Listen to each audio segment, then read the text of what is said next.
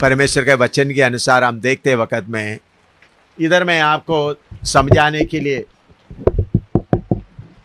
ये परमेश्वर है, उधर में किसी का अंगुली लग गया वो, इधर में इसी मुताबिक परमेश्वर, ये जो दिख रहा है परमेश्वर की आत्मा, यीशु मसीह आने तक परमेश्वर की आत्मा कैसा आता था? आता जाता रहता था।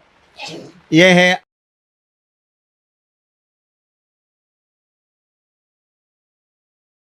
अंत तक। बाद में आया है हव्वा, आदम का बाद में आया, चल रहा है ऐसा इधर तक आके, फिर उसके बाद आया उनका बच्चे। ये जो ग्रीन रंग का, हरे रंग का है आदम, ये नील रंग का है हव्वा, ये काला रंग का है बच्चे। ऐसा चलते चलते हम देखते हैं प्रभु यीशु मसीह शुरू में सृष्टि करने के बाद परमेश्वर का वचन हम पढ़ते हैं, थोड़ा थोड़ा करके, पांदी पांदी करके। इब्रानी पहला अध्याय का पहला पद पढ़िएगा, इब्रानी पहला अध्याय का पहला पद।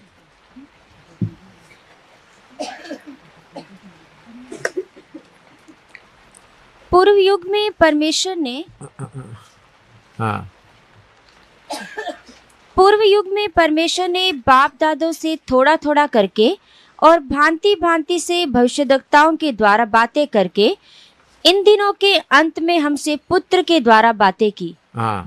तो परमेश्वर अपना रेवलेशन थोड़ा थोड़ा थोड़ा करके देता है, ताकि अपना एक एक का समझ के अनुसार एकदम पूरा रेवलेशन नहीं देता। तो आदम को परमेश्वर ने सृष्टि किया, उसके बाद थोड़ी देर के बाद आदम के अंदर से हव्वा को आने दिया, फिर हव्वा के बाद अपना पुत्र। तो पहले शुरू में भाई बहन आपस में शादी करते थे पृथ्वी के आरंभ में, फिर चलते चलते फिर प्रभु ने कानून दिया ऐसा नहीं होना, अपना खून के रिश्ते के साथ शादी नहीं होना। इसराइल के लिए प्रभु ने कहा कानून देते समय में। तो पहले क्या कर सकता था? पहले क्या आपस में भाई बहन शादी करते हुए बच्चा उत्पन्न होते थे, वो पाप नहीं था। लेकिन बाद में परमेश्वर लाया एक एक कानून, और उसके बाद पवित्र आत्मा, प्रभु यीशु मसीह आने तक पवित्र आत्मा थोड़ा थोड़ा करके नबियों के द्वारा कार्य करते थे। तो समय जब पूरा हुआ, प्रभु यीशु मसीह आया, प्रभु यीशु मसीह आया, उसके साथ साथ पवित्र आत्मा भी पक्का आ गया। पहले थोड़ा थोड़ा करके समय समय पर पवित्र आत्मा आते थे। यीशु मसीह आने के बाद पेंतेकोस्त के दिन में पवित्र आत्मा पूरा आ गया। इधर में दिखा है, यीशु मसीह को दिखा है पवित्र आत्मा। पवित्र आत्मा आने के बाद आप इधर देख सकते हैं, पहले सदी में एवरीथिंग कॉमन क्या है, इधर में तीनों अलग अलग करके, लेकिन नस्तिक में किया है। इधर में दूर दूर में करके दिया, इधर में कैसा आया? नस्तिक। फिर उसके बाद फिर क्या हो गया? दूर दूर के, ये आदमी है, औरत है, ये प्यार में आया। तो लेकिन यीशु परमेश्वर का, यीशु मसीह का आमद के समय में ये पति पत्नी बच्चे का अलग अलग प्रोग्राम खत्म। फिर सिर्फ कौन रहेगा? आदमी रहेगा, मनुष्य रहेगा, बच्चे नहीं रहेंगे और औरत नहीं रहेगी। यह है परमेश्वर का प्रोग्राम। बाइबल के अनुसार हम देखते समय में परमेश्वर का सही प्रोग्राम। इसलिए अभी पहले तीतोस का एक अच्छे पढ़िएगा।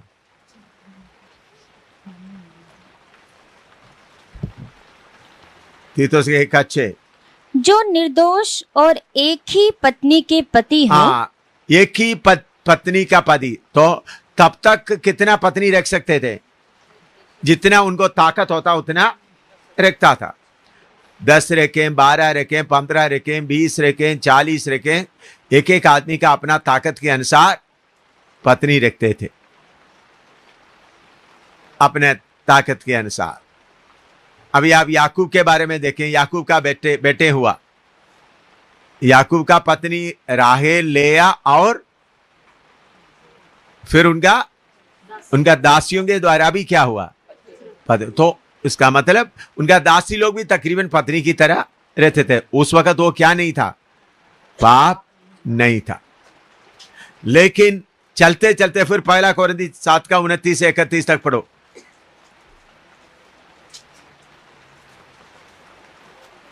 7 का 29 से 31 तक। हे भाइयों, मैं यह कहता हूँ कि समय कम किया गया है, इसलिए चाहिए कि जिनके पत्नी हो वे ऐसे हो मानो उनके पत्नी नहीं, और रोने वाले ऐसे हो मानो रोते नहीं, और आनंद करने वाले ऐसे हो मानो आनंद नहीं करते, और मोल लेने वाले ऐसे हो कि मानो उनके पास कुछ है नहीं। हाँ, इधर में हम पढ़ते हैं जो शादी किया हुआ ऐसा हो, शादी नहीं किया हो। तो पहले कैसा था, आस्ता आस्ता कितना पत्नी कितना बड़े बड़े हो गए, बाद में आकर फिर क्या हो जाता है, वो सिस्टम परमेश्वर के समय में पूरा बंद हो जाते।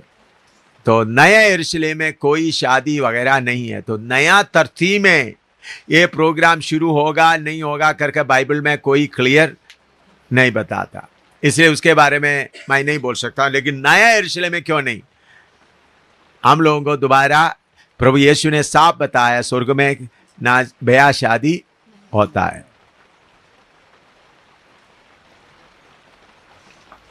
तो परमेश्वर ईश्वरत्व में ये बातें इसलिए छुपा के रखा हुआ है शैतान, क्योंकि हिंदू लोगों के में बाकी बाबिलोन धर्म वगैरह आदि मादा ऐसा ऐसा सिस्टम उन लोग लाया, मादा से शुरू हो जाता है। रोमन कैथोलिक भी अपना किताब में लिखा, जो कुछ आशीष मिलता है मादा का मर्जी के अनुसार ही मिलता है। यह सब शैतान का तालीम है। आगे एफएससी 5 का 22 से 24 तक पढ़िएगा। एफएससी 5 का 22 से 24 तक।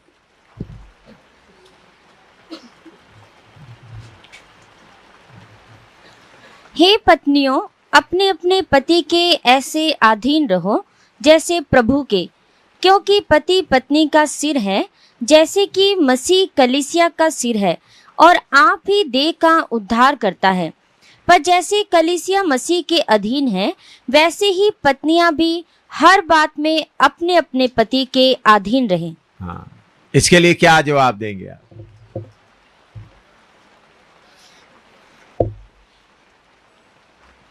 बोलिए बहन लोग, बोलिएगा। अब ये इसका, क्योंकि आपका समस्या है, आप बोलिए, दोबारा पढ़ो। हे पत्नियों, अपने अपने पति के ऐसे अधीन रहो जैसे प्रभु के, क्योंकि पति पत्नी का सिर है, जैसे कि मसीह कलीसिया का सिर है, और आप ही देह का उद्धार करता है। पर जैसे कलीसिया मसीह के अधीन है, वैसे ही पत्नियां भी हर बात में अपने अपने पति के अधीन रहें। हाँ, बोलो क्या करेंगे इस वचन के सामने? कोलोसी 3 का 18। हे पत्नियों, जैसा प्रभु में उचित है, वैसा ही अपने अपने पति के अधीन रहो। हाँ, पदी एफएससी 5 का 22 से 24 पढ़ते वक्त आपने बना कोलोसी 3 का 18। क्या बोलना? एफएससी 5 का 22 से 24 तक पदी बोलते समय आप क्या बोलना? कोलोसी 3 का 18। प्रभु में उचित। और असली में आपका पहला पति कौन है? प्रभु यीशु। ये पति दूसरा है, टेम्पररी है। असली पति कौन है? प्रभु यीशु मसीह। वो मेरा भी पति है, आपका और मेरा पति यीशु मसीह है। बाकी जो सब टेम्पररी पति है, 20 साल का, किसी का 20 साल का, किसी 50 साल का, किसी का 40 साल का पति है। असली पति, युगानुयुग का पति कौन है? प्रभु यीशु मसीह। इसलिए पति आपको बोलते आप प्रभु की सेवा के लिए जाना है, तो लिखो, इतना लिखो, फिर बाद में मैं आप लोगों का पर्सनल बातें आपको बता, क्योंकि ये आप लोग मुझे अलग अलग पूछने के जगह मैं सबको इकट्ठा बताता हूं ताकि आपका सवाल ना रहे।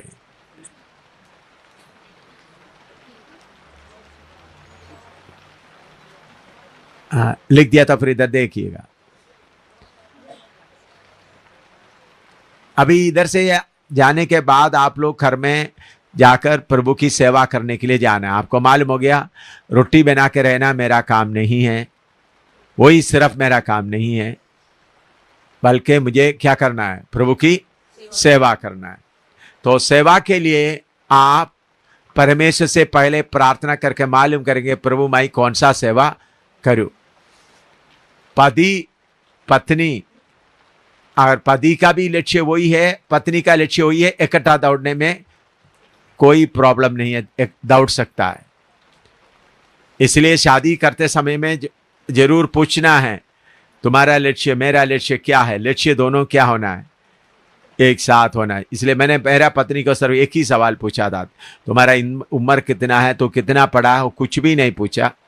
मैंने एक ही सवाल पूछा, मैं प्रभु मुझे सेवा के लिए बुलाते, अभी मैं नौकरी कर रहा हूँ, प्रभु ने मुझे सेवा के लिए बुलाएगा तो मैं प्रभु की सेवा के लिए जाएंगे, क्या आप इसके लिए तैयार होंगे? एक ही सवाल पूछा। उन्होंने बोला मैं भी प्रभु की सेवा करना चाहता, मैं भी बाइबल क्लास कुछ पढ़ा है, कुछ साल पढ़ा है, तो मैं प्रभु की सेवा में चलने में मुझे बहुत अच्छा लगता है। बस उधर ही बात फाइनल हो गया, एक ही सवाल। तो इसलिए आप लोग जो शादी करने वाला, जो अभी तक शादी नहीं किया है, अभी शादी करने का मैं वेटिंग में है, मैं आपको सलाह देता हूँ, पुरुष का जो आपका कोई आदमी का शरीर देकर, उनका पैसा देकर शादी ना करे, बल्कि उनका बुलावट देकर उनसे पूछे, वो बाद में शादी होने के बाद आपको किस तरह से तंग करेगा, ये बात को देकर मेरे साथ दौड़ने का। इसलिए प्रभु के वचन में लिखा है असमान जुए में ना जूतो। शादी एक ऐसा बात है, जाकर अभी माँ बाप तंग करेंगे आपको, तुम जल्दी शादी करो बेटी, जल्दी शादी करो बेटी। शादी किया तो माँ बाप को क्या होता है, उनका बोझ हल्का हो जाता है। जल्दी आपको शादी करवाने के क्यों सोचते हैं, आपको मालूम है? आप लोग सोचेंगे माँ बाप बहुत मुझे क्या करता है, प्यार करता है, इसलिए जल्दी शादी करवाना चाहता है। असली में माँ बाप आपको प्यार नहीं करता, बल्कि अपने आप को प्यार करता है। क्योंकि एक लड़की खड़ी रहेगी तो शायद कोई बेइज्जती आ जाए, कोई बदनामी आ जाए, इसलिए चलो किसी के सिर में इसको क्या कर देते हैं, रख देते हैं, तारे बोझ उतार देते। वो प्यार का ज्यादा करने के कारण नहीं, बल्कि प्यार का कमी है। कैसा भी ये बोझ क्या हो जाए, उतर जाए। आप सोचेंगे वो मेरा मम्मी बहुत प्यार करता है, नहीं, बहुत प्यार करेगा तो क्या बोलेगा, बेटी शादी करना है, उनका मर्जी के अनुसार, खुशी के अनुसार शादी करने तक उनको क्या करेंगे, इंतजार करेंगे। अभी सूसन इधर बैठी है, सूसन का और फिन्नी का भी मैंने बोला आप लोग बात करके, आपका जब तक आपका मन में तसली नहीं होता मैं शादी का नहीं करूंगा। आप बोलना ठीक है, ये मेरे लिए सही है। सूसन एक बार बात करने के बाद बोला नहीं अभी नहीं करूंगा, दूसरा बार, फिर भी तीसरा बार, समय अलग अलग समय में, फिर बोला हाँ पापा मुझे लग रहा है प्रभु की तरह से।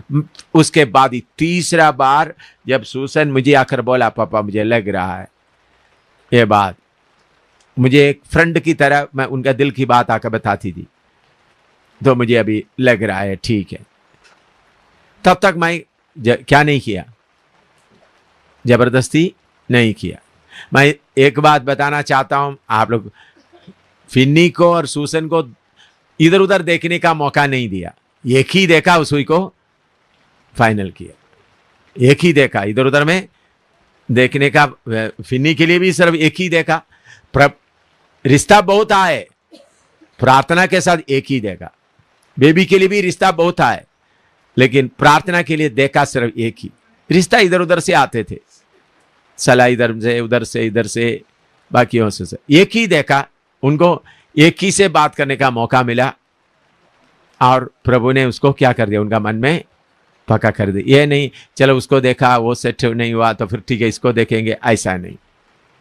मैं अगर आप लोगों के जीवन में ऐसा हुआ तो गलत हो गया करके मैं नहीं बोलता हूँ, आपने नहीं किया तो ठीक देख करके, तो एक दो देख करके, तो मैंने हमारे एक का बोलने का मतलब इसलिए है कि पवित्र आत्मा ऐसा इसी तरह हमको अगवाही कर सकता है, शादी में अगवाही कर सकता है, प्रार्थना करने से छोटी छोटी बातों में भी पवित्र आत्मा अगवाही कर सकता है। इसलिए आप लोगों का शादी इतना वचन ना मालूम होने के कारण कैसा भी हुआ हो, तो आगे को जो शादी नहीं किया उनके लिए मैं बताता हूँ, आपके बुलावट के अनुसार का जो मिले, असमान जुए में ना जुते। पढ़िएगा 2 कोरिन्थी 7:14 से पढ़िएगा, 6:14 से, 2 कोरिन्थी 6:14 से पढ़िएगा।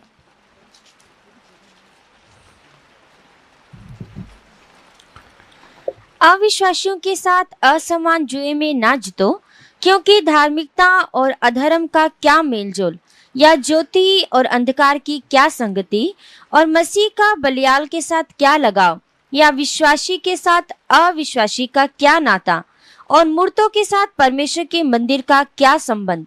क्योंकि हम तो जीवते परमेश्वर के मंदिर है, जैसा परमेश्वर ने कहा है कि मैं उनमें बसूंगा और उनमें चला फिरा करूंगा, और मैं उनका परमेश्वर होऊंगा और वे मेरे लोग होंगे। इसलिए प्रभु कहता है कि उनके बीच में से निकलो और अलग रहो, और अशुद्ध वस्तु को मत छुओ, तो मैं तुम्हें ग्रहण करूंगा और तुम्हारा पिता होऊंगा, और तुम मेरे बेटे और बेटियां होंगे। यह सर्वशक्तिमान प्रभु परमेश्वर का वचन है। हाँ, तो आप असमान जुए में नहीं जुतना, प्रभु का आज्ञा, अलग रहो। आपका शरीर परमेश्वर का मंदिर है, तो इसलिए शादी परमेश्वर का मर्जी के अनुसार हो, वचन के अनुसार हो। उसके बाद आप प्रभु की सेवा, आप पति के साथ में सेवा में चलते समय में शारीरिक बातों में पूरा पति के अधीन में रहना है। सेवा के लिए जाना है तो सुबह उठकर खाना वगैरह बनाकर, आंगन वगैरह साफ करके, बर्तन वगैरह साफ करके, कपड़ा साफ करके, बच्चों का भी सारे ड्यूटी करके, पति क्या दोपहर का खाना बनाकर तैयार रखकर जाओ। तो क्या बोलना, पति साहब जी देखो मैं बर्तन पूरा साफ कर दिया, आंगन पूरा साफ कर दिया, कपड़ा भी आपका तैयार रखा है, दोपहर का खाना भी आपको मैंने बना कर रखा हुआ, बच्चा स्कूल से आएगा उनके लिए भी खाना बना कर रखा, अभी मुझे आप प्रार्थना करके मुझे भेजो प्रभु की सेवा के लिए। तो उन्हें बोलते नहीं जाएगा, तो ठीक है जी आप इधर बैठो मैं जा रहा हूं। क्या बोलना, इतना तैयार करने के बाद भी वो बोलते हैं नहीं जाना, तो आपने क्या बोलना, आप इधर बैठो जी जा रहा हूं। तो आते वक्त में उधर 2 थप्पड़ लगाते हैं, तो प्रभु का धन्यवाद हो, वो थप्पड़ किसके लिए मिल गया, प्रभु की सेवा के लिए थप्पड़ मिल गया था, कोई बात नहीं। पति गुस्सा से थप्पड़ लगाया, तो उसके बाद जाकर खाना वगैरह बना लिया, तो बाद में थोड़ा सा तेल हाथ में लेकर के जाना, पति जी थोड़ा सा मुझे ऐसा लग रहा है आपने मुझे थप्पड़ लगाया, थोड़ा सा शायद दर्द होते होंगे, मैं थोड़ा सा आपका हाथ मालिश कर देता हूँ, हैं आपने जिधर थप्पड़ लगाया मैं थोड़ा सा मालिश कर देता हूँ। तो मालिश करने नहीं दिया तो कोई बात नहीं, ठीक है। अगर आपको कभी दर्द होगा तो मुझे बोलना, नहीं तो आप सोते समय में आकर मालिश कर दूंगा। तो ऐसा आप करते करते तब उनको मालूम हो जाएगा पति क्या कर रहा है, पति मेरा पत्नी सही में परमेश्वर की आत्मा का बोझ के लिए जा रहा है। तो जाते वक्त जरूर कोई पति भाइयों से बात करना पड़ेगा, सेवा कर जाते वक्त कोई भाई को सेवा के न कहीं, तो उस वक्त में नकली पवित्रता ही ना दिखाए। पति को आकर बोले आज मैं उधर जा रहा था, उधर से एक भाई को मैंने बोला मुझे इधर से लेकर उधर तक छोड़ दो, उन्होंने छोड़ दिया। तो दूसरा लोग बोलने के पहले आप अपना पति को बोले, आज चलते चलते फिर आपका पति को मालूम हो जाएगा मेरा पत्नी मेरे साथ वफादार है। तो पति के अधीन में जो ड्यूटी, ये नहीं है मैं प्रभु की सेवा के लिए खाना भी नहीं बनाया, खाना तुम बना के खा लेना, कपड़ा क्या, कपड़ा जब समय मिलेगा धो लेना, हैं, झाड़ू क्यों नहीं लगा? वो तो कोई आएगा तो बच्चे आने के बाद झाड़ू लगना। मैं तो संतुनी हूं, क्या है, साधुनी हूं। मैं तो इन हाथों से बर्तन नहीं धोता है, इन हाथों से बीमारों के लिए सिर्फ प्रार्थना करने का हाथ है, इन हाथों से वचन बताने का। मैं साधुनी बन गया है। ऐसा गड़बड़ नहीं करना, पूरा पदी का पूरा सेवा पूरा करके जाना। बहन लोगों को समझ में आ रहा है? नहीं तो सफेद, मैंने तो सफेद कपड़ा पहन लिया जी, अभी मैं क्या बर्तन मांझा, तुम मांझ लो हैं। मैं तो बाइबल पकड़ा ना, बहन लोग ऐसा है, बाइबल ऊपर पकड़ दो, मैं बाइबल पकड़ा हूं, मालूम नहीं है? मैं प्रभु का दासी हूं, मैं तुम्हारा दासी थोड़ी है।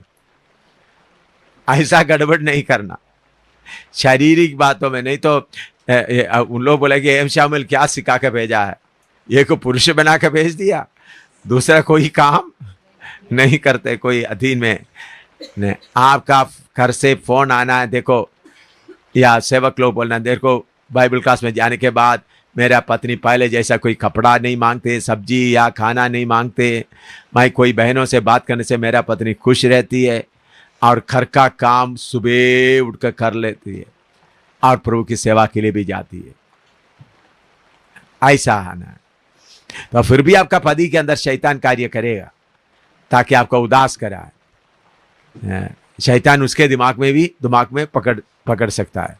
जैसा आपका दिमाग में पकड़ते, आपका पति रोज सेवा के लिए जाते हैं, देर से आते वक्त आप सोचते हैं कोई लड़की कहीं कहीं होगा, उसी वक्त वही शैतान किसके अंदर भी आ जाएगा, आपका पति के अंदर है। हर रोज जाती है, किसी कोई ना कोई चक्कर होंगे करके पति भी सोचेंगे। तो ऐसा बातों में समझदारी से। चौथा अध्याय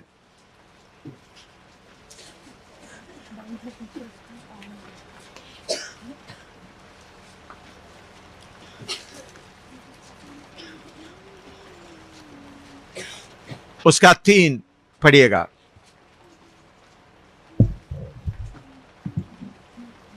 फिलिप्पी 4:3।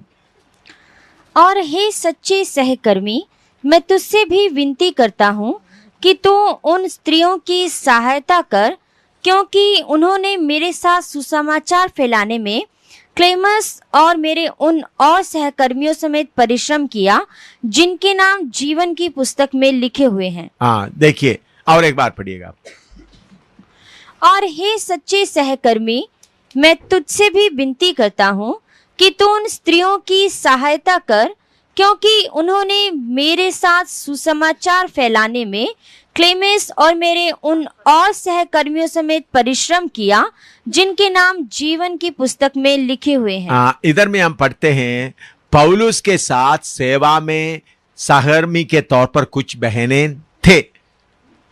समझ में? पौलुस के साथ सेवा करने में कुछ लोग सोचते हैं टीम में बहन लोग कैसा आ गए, टीम में बहन लोग रहना करके प्रभु का वचन में कौन सा सबूत है? तो आप उनको बोलना, पौलुस के क्या पुराना समय में कोई बहन लोग रहते थे, यीशु के साथ भी बहन लोग क्या किया था? सेवा किया था अपना धन दौलत के साथ में। इधर में बहन लोगों, पौलुस के साथ सहकर्मी के तौर पर किसको खड़ा किया है? बहन लोग भी है, उनका नाम लेकर बोलता है। दोबारा पढ़ो उसका 3 पद। और हे सच्चे सहकर्मी, मैं तुझसे भी विनती करता हूँ कि तू उन स्त्रियों की सहायता कर, क्योंकि उन्होंने मेरे साथ सुसमाचार फैलाने में क्लेमेस और मेरे उन और सहकर्मियों समेत परिश्रम किया, जिनके नाम जीवन की पुस्तक में लिखे हुए हैं। उनके नाम जीवन की पुस्तक में लिखे गए। अभी इसका मतलब पौलुस के साथ मिलकर वो बहन लोग क्या कर रहे थे? प्रभु की सेवा कर रहे थे। अभी रोमी 16 अध्याय में आइएगा।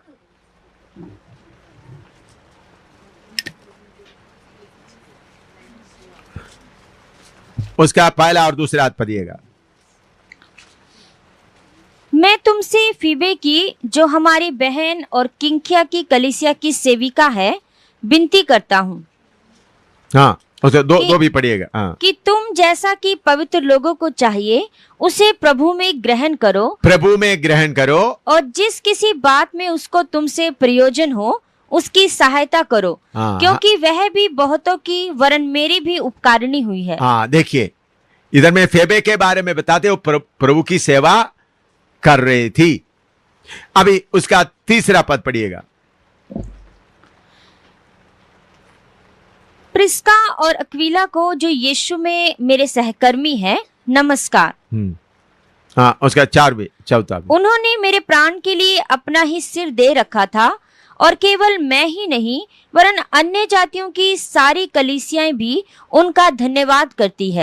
इधर में प्रिसिल्ला और अक्विला, हिंदी में क्या है? प्रिसिल्ला अक्विला। इसमें पति कौन है? अक्विला। प्रिसिल्ला पत्नी है, लेकिन किसका नाम पहले आता है? पत्नी, क्योंकि पति से बढ़कर पत्नी क्या करती थी? सेवा में आगे बढ़ती थी। अक्विला प्रिसिल्ला दोनों, और उन्होंने उसके बारे में बताता है, अपना गर्दन सेवा के लिए क्या करते थे? गर्दन देखते थे। तो कुछ शादी किया हुआ, उसका मतलब यह नहीं पति, तो शादी पति का अच्छी तरह समझे, पति शरीर का पति है। पति किसका है? शरीर का।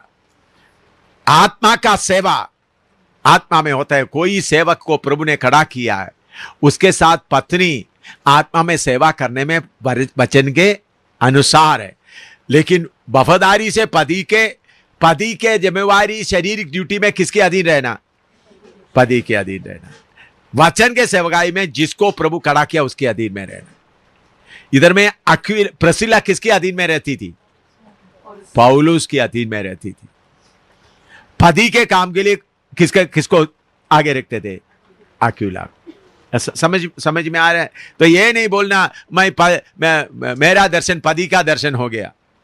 ऐसा हो गया तो अच्छा है, और नहीं हुआ तो दोनों अलग अलग दर्शन है तो भी कोई, क्योंकि पति पत्नी बना किसके लिए? पति पत्नी बना किसके लिए?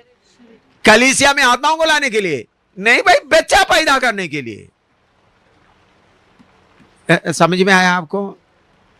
नहीं आया है? पति पत्नी क्यों बना? शारीरिक बच्चा पैदा करने के लिए, आत्मा का काम के लिए पति पत्नी नहीं बना। यह सच है या नहीं है? तो आत्मा का काम अलग रहे, शरीर का काम अलग रहे। अगर पति पत्नी आत्मा में एक होता तो आगे बढ़ो, अगर एक नहीं होता तो पति के अनुमति के साथ या झगड़ा ना हो, पति के साथ बोलकर जिसको जैसा प्रिसिल्ला और अक्विला आगे बढ़ते गए उसे बताओ। प्रेरितों का काम में हम देखते वक्त आपको मिलेगा, अपोलोस को कौन समझाना शुरू किया?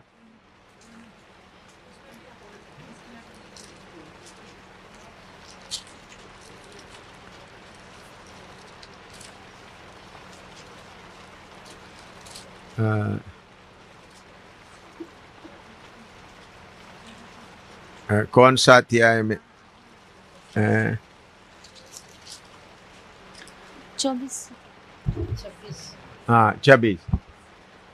वह आराधनालय में निडर होकर बोलने लगा, पर प्रिस्किल्ला और अक्विला उसकी बातें सुनकर उसे अपने यहाँ ले गए और परमेश्वर का मार्ग उसको और भी ठीक ठीक बताया। हाँ, असली में प्रिसिल्ला इब्रानी भाषा में, ग्रीक में किसका नाम पहले आता है? प्रिसिल्ला का आता है। प्रिसिल्ला आगे अंग्रेजी कुछ बात बाइबल में पहले किया है, तो ग्रीक में मैंने चेक किया है, तो इसलिए 16 का, हाँ, तो इसलिए मैं बता, अभी रोमी 16 थी, मैं फिर आ जाइएगा।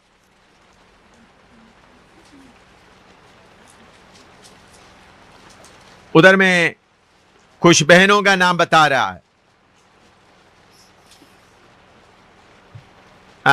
6 पढ़िएगा, 16 का 6। मरियम को जिसने तुम्हारे लिए बहुत परिश्रम किया, नमस्कार। हाँ, और उसका 12 पढ़िएगा, 12 और 13, 12 पढ़िएगा। त्रुफेना और त्रुफोसा को जो प्रभु में परिश्रम करती है, नमस्कार। उधर भी एक कौन है? वो बहन लोग हैं। अभी उसके आगे जाकर पहला यूहन्ना का पत्री में आइएगा।